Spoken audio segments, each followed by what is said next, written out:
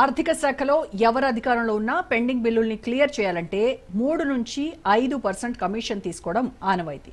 కానీ కాంగ్రెస్ అధికారంలోకి వచ్చాక ఈ కమిషన్ల పర్సంటేజ్ ని అమాంతం పెంచేసి ఏకంగా 20% ఇవ్వాలనే డిమాండ్ తెరపైకి రావడంతో తెలంగాణలో కాంట్రాక్టర్లు గగ్గోలు పెట్టేస్తున్నారు.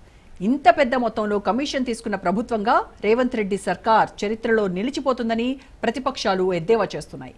ఎవరేమనుకున్నా కమిషన్ల విషయంలో తగ్గేదేలే అన్నట్టు వ్యవహరిస్తున్నారని బాధిత కాంట్రాక్టర్లు వాపోతున్నారు. ఆర్థిక శాఖలో కమిషన్ పై కమిట్ అయితేనే పెండింగ్ బిల్లులకు మోక్షం కలుగుతోందని మొదట్లో బీఆర్ఎస్ నేతలు చేసిన ఆరోపణల్ని ఎవరూ పెద్దగా పట్టించుకోలేదు.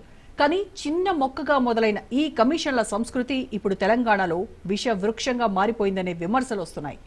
తెలంగాణ ఆర్థిక పరిస్థితిని మెరుగుపరుస్తామని చెప్పి చివరకు తమ ఇంటి ఖజానాను ఆర్థిక మంత్రి భట్టి విక్రమార్కపై పెంచుకున్నారని బీఆర్ఎస్ నేతలు దుమ్మెత్తిపోస్తున్నారు.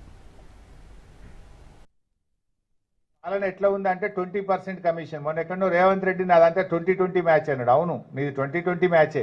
నీదేముంది? నీ 2020లో ఫైనాన్స్ డిపార్ట్మెంట్లో బిల్లులు ఇవ్వాలంటే 20% కమిషన్, రెవెన్యూ డిపార్ట్మెంట్లో భూములకు క్లియరెన్స్ ఇవ్వాలంటే 20% కమిషన్, మున్సిపల్ అడ్మినిస్ట్రేషన్ డిపార్ట్మెంట్లో అపార్ట్మెంట్లకో గేటెడ్ కమ్యూనిటీలకో పర్మిషన్ కావాలంటే 20% కమిషన్. ఇదంతా 2020 రేవంత్ రెడ్డి. ఎవరు కాదంటారు?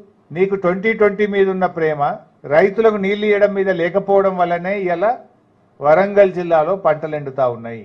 ఈ పంటలు ఎండడానికి కేవలం కాంగ్రెస్ ప్రభుత్వ వైఫల్యం. ఇదేదో ప్రకృతి వైపరీత్యం కాదు, ఇది కాంగ్రెస్ ప్రభుత్వ వైఫల్యం. ఇది ముమ్మాటికి రేవంత్ రెడ్డి ప్రభుత్వ వైఫల్యం.